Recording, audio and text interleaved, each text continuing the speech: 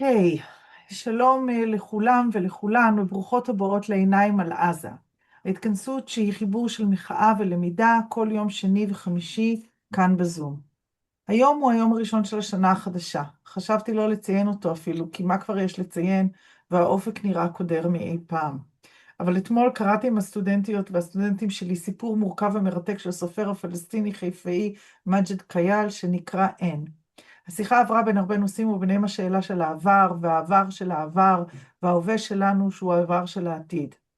הסטודנטים שלי התעקשו שבלי תקווה אין חיים, ולכן אני בוחרת בכל זאת להיאחז בתקווה שבשנה הקרובה יבוא שינוי גדול, ובעיקר שאנחנו נדע לתפוס אותו כשהוא יגיע ולעשות ממנו עתיד לכולם בין הירדן לבין הים וגם מעבר לכאן.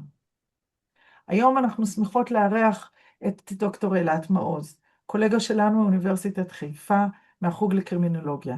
אילת היא אנתרופולוגית המתמחה בכלכלה פוליטית של קונפליקט. בין השאר טבע אילת את המושג כלכלת משטרה כדי להבין את הקשר בין הון והשליטה באלימות מדינה פוסט-קולוניאלית. כיום היא חוקרת את הכלכלה הפוליטית של הפשיעה המאורגנת בחברה הערבית, ותדבר איתנו על הקשר בינה, בין הפשיעה המאורגנת לבין ניהול הסכסוך. תודה רבה אילת שהצטרפת אלינו. כנהוג אצלנו אילת תדבר במשך 8 דקות, ואחר מכן נפתח את הדיון לשאלות באמצעות הצ'אט, ואתם מוזמנים לכתוב שאלות. תודה רבה אילת שהצטרפת אלינו, הבמה שלך. תודה רבה איילת, עידו, ליאור, הצוות של עיניים על עזה, על ההזמנה. אני חשבתי שאני מדברת 10 דקות, אז אני אנסה ב8 ומקסימום תעצרו אותי, ואני לכן אתחיל בלי הקדמות מיותרות.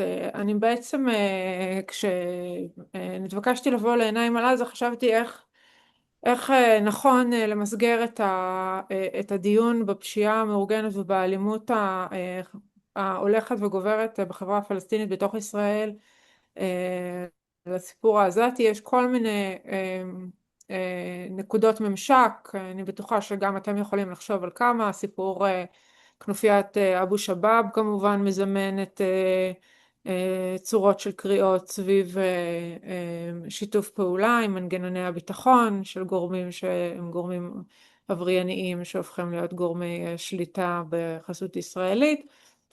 מה שאני רוצה לעשות היום זה לנסות למקם את הצמיחה של הפשיעה המאורגנת בתוך הקונסטלציה הפוליטית, כלכלית, חברתית הרחבה יותר של ה-20 שנים האחרונות, של ניהול הסכסוך או ניהול הכיבוש או בעצם ניהול האפרטהייד בישראל. בעצם להראות שמה שקורה מבחינת הפשיעה המאורגנת פה בתוך 48 בפנים הוא חלק מסיפור רחב יותר של ניסיון לנהל במקום לפתור את הקונפליקט. ונצרת כמובן, בוודאי כולכם שמעתם בחדשות על קריסתה המתוקשרת, על ערימות הזבל המתגבהות, על האלימות והרצח המשתולל. אני אנסה להשתמש במקרה הזה כדי לתאר את הקונסטלציה המדוברת. כשאני מדברת על ניהול הסכסוך, אז אני כמובן מדברת על מדיניות פחות או יותר מוצהרת של ממשלות ישראל, שמתחילה להתגבש החל מבעצם תחילת שנות 2000, אבל ביתר שאת מאז 2009, שבה ישראל מוותרת באופן מוצהר על כל חתירה לפתרון פוליטי, מדיני עם פלסטינים, ושואפת לשמירה על יציבות תחת מצב של אי שוויון ותסכול פוליטי הולך וגדל, ועושה את זה באמצעות מה שמכונה בגדה המערבית במידה מסוימת בעזה גם שלום כלכלי. אנחנו מדברים על טיפוח של אליטות תלויות, אם אנחנו מדברים על ההסדר הקטרי בעזה, ואם אנחנו מדברים באמת על טיפוח אליטות הרשות בגדה המערבית. כמובן כאשר מדובר על אליטות שלא מאיימות על הסטטוס קוו הביטחוני ועל השליטה הישראלית. ולגבי הפלסטינים בתוך ישראל, בתוך 48, אז באמת באותו הקשר של טשטוש הקו הירוק והעמקה של הזיקה בין פלסטינים בתוך 48 לפלסטינים בשטחים הכבושים ובגולה, מתגבש המודל של מה שמכונה השילוב הכלכלי, שזה מצד אחד אינטגרציה יותר עמוקה של האזרחים הפלסטינים לתוך המשק או השוק הישראלי, בצד דיכוי פוליטי הולך ומתעצם וכרסום גובר במעמד האזרחי. והשילוב הזה בפני עצמו, מבנה הסתירה הזה בין השילוב הכלכלי לדחייה הפוליטית, בעצמו תורם ומעודד צמיחה של מבני פשיעה מאורגנת, מכמה טעמים שאנחנו יכולים להבין גם מקריאה בספרות ההשוואתית. והראשון בהם זה שברגע שמצמיחים שווקים חדשים ללא רגולציה וללא אכיפת חוק סדירה, זאת אומרת יש לי שוק ואין לי משטרה, יש לי משטר רכוש חדש ואין לי מי שיגן עליו, אז כמובן שצריך גורמים אחרים שיגנו. פתיחת השווקים, אנחנו מדברים על שווקי קרקעות, אנחנו מדברים גם על הפרטה של שירותים ציבוריים ליזמים, אנחנו מדברים על מגוון של תהליכי פיתוח שהם מתחברים לתוך מסגרת ניאו-ליברלית רחבה יותר, חלקה מדיניות שמכוונת ישירות לחברה הפלסטינית בישראל וחלקה לא.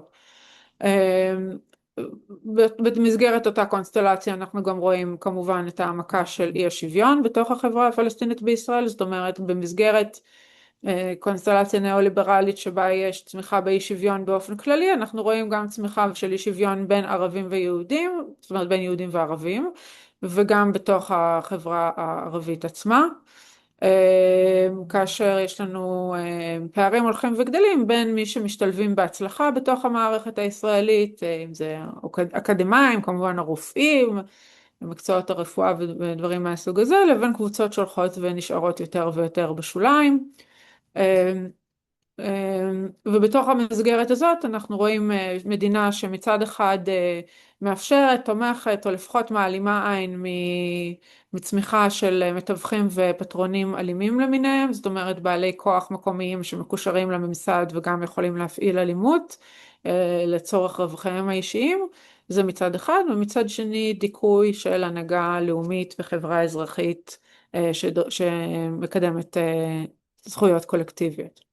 הדבר הזה יתבהר יותר כשנסתכל על נצרת.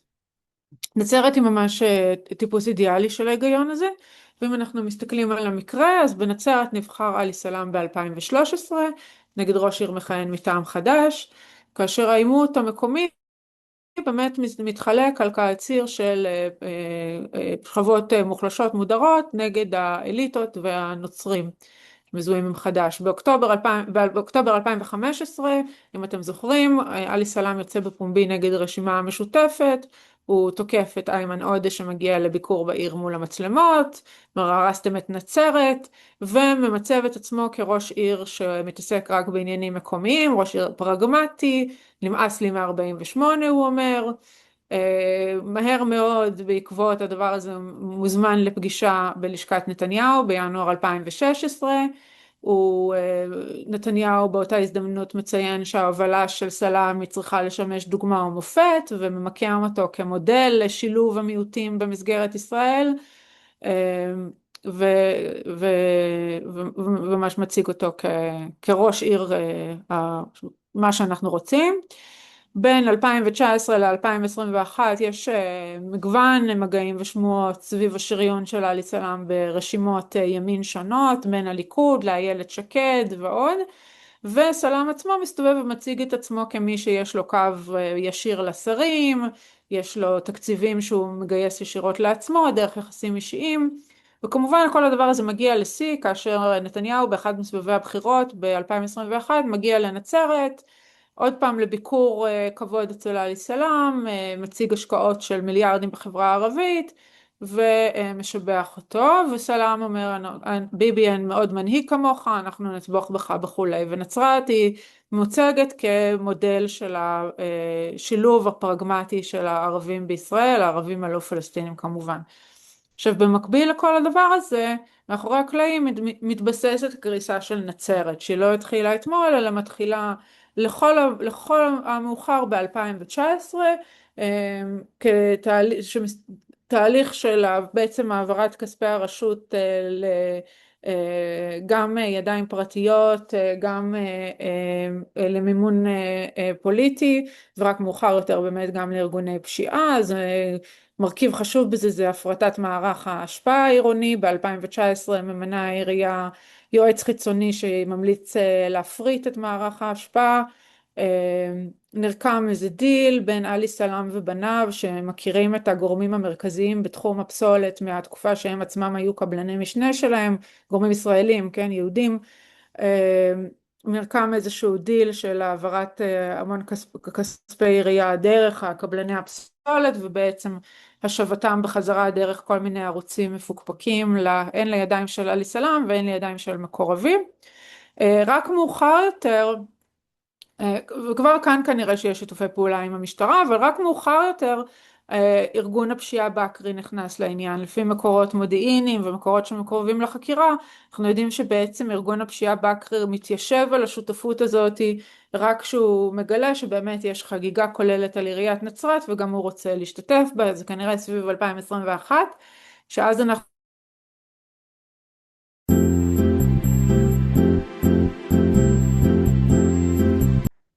עד שאלה תחזור, להזמין אתכם להתחיל לשאול כבר שאלות בצ'אט כדי שנהיה מוכנים. וגם אני יכולה אולי לנצל את ההזדמנות להזכיר לכם שב-21 בינואר 2026 הזום הווירטואלי שלנו יומר בפגישה פנים מול פנים, שליאור ואני ועידו עורכים כנס שיתקיים באוניברסיטת חיפה, ואנחנו מזמינים את כל דוברי עיניים על עזה עד כה, שזה כבר כ100 דוברות ודוברים, וכמובן גם אתכם ואתכן הצופים והצופות, המשתתפים הקבועים והמזדמנים. אנחנו שלחנו save the date, ועוד מעט נשלח גם הזמנה מפורטת, אבל רשמו בפניכם את התאריך ה-21 בינואר.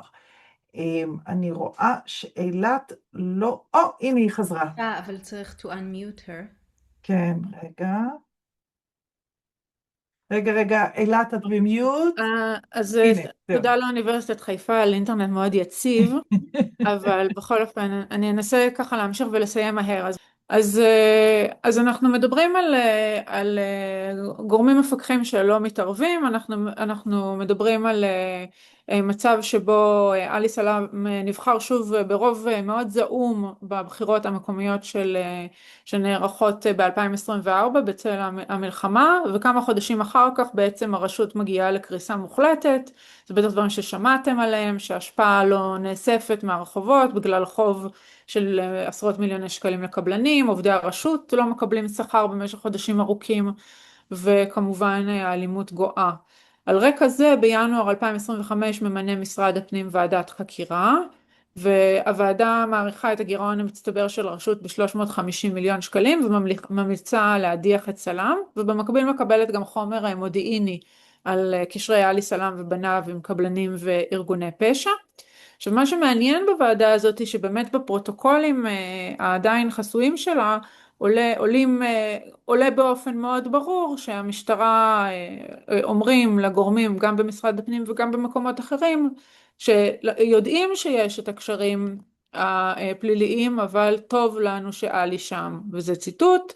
החשש שלהם זה שיבחרו גורמים שהם בעייתיים יותר, בין אם פוליטית בעייתיים עבורם, מה שהם מכונים לאומנים, ובין אם ארגוני פשיעה אחרים. זאת אומרת שהמשטרה מעדיפה בעצם באופן מובהק כראש עיר שקשור לפשיעה המאורגנת, במיוחד אם היא יכולה לשלוט בו בצורה כזאת או אחרת. וממש בשבועות האחרונים במסגרת חקירה שנקראת מבוך הכסף על ידי הפרקליטות שהפכה לגלויה ממש לפני כמה שבועות, אז נעצרים כמו שאנחנו יודעים לא רק סלאם ובכירים בעירייה ואנשי ארגון הפשע באקרי, אלא גם מספר שוטרים וקצינים מאוד בכירים, בהם כמובן ניצב משנה שהיה ראש ימ"ר צפון ואחר כך להב 433 מני בנימין.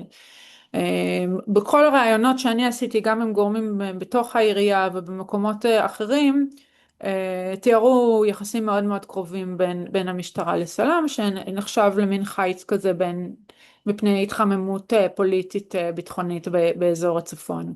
אז אנחנו יכולים לראות שיש כאן איזה שילוב שהוא כנראה שילוב של אינטרסים בין האינטרסים הביטחוניים הלאומיים הישראלים לבין האינטרסים הפרטיים עסקיים של גורמים גם בתוך המוסדות הישראלים.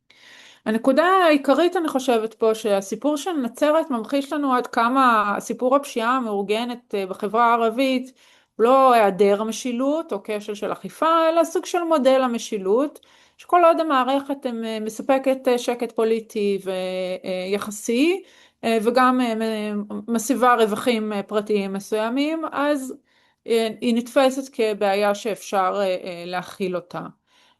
ושוב, אני רוצה קצת שאנחנו נחשוב על הדמיון פה בין מודל חמאס הוא נכס למודל טוב לנו שעלי סלאם שם. אני חושבת שיש פה דמיון. הדמיון הזה לא אומר שמה שמתרחש בנצרת ובעזה ובגדה זה אותו דבר. אני חושבת שזה יהיה ממש מוגזם לטעון כך. אבל אני חושבת שההיגיון המנחה הוא היגיון דומה למדי, ואפשר באמת לחשוב עליו כמודל של הניהול הזה, ואני חושבת שגם הוא מאפשר לנו, המחשבה על שני הצירים האלה יחדיו, או על המרחבים השונים האלה יחד, מאפשר לנו גם להבין כיצד להבין יותר טוב או לחשוב אחרת את מערכת היחסים גם בין המדינה לבין הפשיעה, וגם במערכת היחסים בין המדינה, מדינת ישראל, לבין נגיד ארגון חמאס. שמערכות היחסים שנוצרות בהקשרים האלה, מערכות יחסים שהן גם סימביוטיות של תלות הדדית וגם של עוינות, והדברים אינם מוציאים אחד את השני. זאת אומרת שאנחנו לא צריכים לחשוב על הלימה מוחלטת בין כל האינטרסים השונים במארגים האלה שנוצרים, בין עלי סלאם וארגון הפשע והמשטרה וכולי, אלא רק לראות איך גם כאשר יש עוינות ואינטרסים מנוגדים בין הצדדים השונים, המערכת יכולה לעבוד ביחד במין שאיפה ליציבות. וכמובן שכאשר המערכת הזאת של הסימביוזה מתפרקת, אז האלימות הגדולה שאנחנו רואים, האלימות הקפלנית מתפרצת. נסיים כאן. אלה, תודה רבה מאוד על זה, זה היה מרתק. אבל בואי נתחיל ישר בשאלות. שואל עידו, אם את צודקת שפרדיגמת ניהול הסכסוך אכן הייתה ציר מרכזי בעליית הפשע המאורגן בחברה הערבית בישראל, נשאלת השאלה מה תהיה השפעת קריסת הפרדיגמה הזאת בעקבות אירועי 7 באוקטובר, אם אכן היא קרסה, והמלחמה האיומה שבא אחריהם. וגם יש לו שאלה מתודולוגית, איך את מצליחה להשיג נגישות לגורמי פשיעה מאורגנת ולראיין אותם? אוקיי, אז לגבי הקריסה של המודל, אני חושבת שאנחנו רואים את זה עם עליית חקיקת הטרור. ואנחנו בדיוק רואים איך מארג מורכב של אינטרסים שמוחזק בחסות הרצון לשמור על יציבות, הופך להיות טרור ברגע שהוא קורס באלימות. ואנחנו בדיוק רואים עכשיו גם חקיקה שמקדם צבי סוכות, גם מה שסעדה בכנסת, גם הכניסה של שב"כ הולכת ומתרגשת עלינו בעקבות המינוי של זיני, והסכנות הגדולות מאוד שזה מביא. זאת אומרת, אני לא חושבת שההכנסה של, כן, חקיקת הטרור הזאת תפתור את בעיית הפשיעה, אבל היא בהחלט מספקת אצטלה לאלימות הולכת וגוברת נגד החברה הפלסטינית, ולצמצום המרחב לא קיים ממילא שהיא סגורה בו כבר היום. אז אני חושבת שזה מה שקורה בקריסה. בקריסה הסימביוזה הופכת לעוינות וטרור, ומספקת הצדקה לדיכוי חסר תקדים. ממש כמו שאנחנו רואים, כן, גם בשטחים וגם בעזה בצורות אחרות. ולגבי השאלה המתודולוגית, אז הפשיעה המאורגנת, כמו שאני מבינה אותה, היא באמת תופעה עם שוליים מאוד רחבים, כן? אז אני לא הולכת ומראיינת את סמיר בקרי, או לפחות לא הגעתי לזה עדיין, אבל בגלל ההתאמעות שלה ברשתות כלכליות ופוליטיות הרבה יותר רחבות שנמצאות על הגבול של הנורמטיבי, אז לא כל כך קשה להשיג אינפורמציה על צורות הפעולה שלה ועל הממשקים שלה עם המוסדות היותר רשמיים ולגיטימיים, וככה אני עובדת. זאת אומרת, אני עובדת כמו אנתרופולוגים, מדברת עם אנשים. תמנה שואלת שהיא מקשרת את זה למה שקורה בנגב, שבן גביר מדגמן משילות, מצלם משילות ונעלם. זאת אומרת, את יכולה לקשר את זה קצת לדברים, גם שמענו, הייתה לנו הרצאה גם על הנגב. אני חייבת להודות שעיקר המחקר שלי הוא בצפון ובמשולש, זאת אומרת בצפון ובמרכז. אני חושבת שהנגב משקף צורה אחרת, פרמוטציה אחרת של צורות השליטה הקולוניאליות הוותיקות של ישראל, כן? בהקשר המקומי של הנגב, שיש לו באמת את הבעיות הייחודיות שלו, גם מבחינת הקרקעות, גם מבחינת מבנה השליטה המסורתיים וכולי, וגם הרבה פחות פיתוח כלכלי, מאשר שאנחנו רואים במרכז ובצפון. אז המגמות הן שונות, אני חושבת, יש דמיון בנקודות מסוימות, אבל אני לא רוצה להקריס את הכל לאותו דבר. אני חושבת שזה דורש עיון נפרד, אבל אני חושבת שזה כן, כמובן צריך את כל הדברים האלה לראות בתוך כאילו הקשר ארוך, היסטורי ארוך יותר, של התפתחות של צורות שליטה מתווכות וקולוניאליות דרך גורמי ביניים מקומיים, שהם בעצם ניהול הסכסוך לאורך ה-70 שנה האחרונות. אבל כן, שוב, אני חושבת שבן גביר זו אותה מגמה של כן, פופוליזם. קודם נפריט את השירותים החברתיים, את האלימות, נייצר חוסר ביטחון בצורה ממש מכוונת, ואחר כך נחזור ונציע פתרונות קסם דרך דיכוי הולך וגובר, וזה פשוט שני הצדדים של אותה מטוטלת ימנית שאנחנו רואים אותם בהמון המון הקשרים. כן, מזכירה פה חדווה גם בהקשר הזה את קריית שמונה.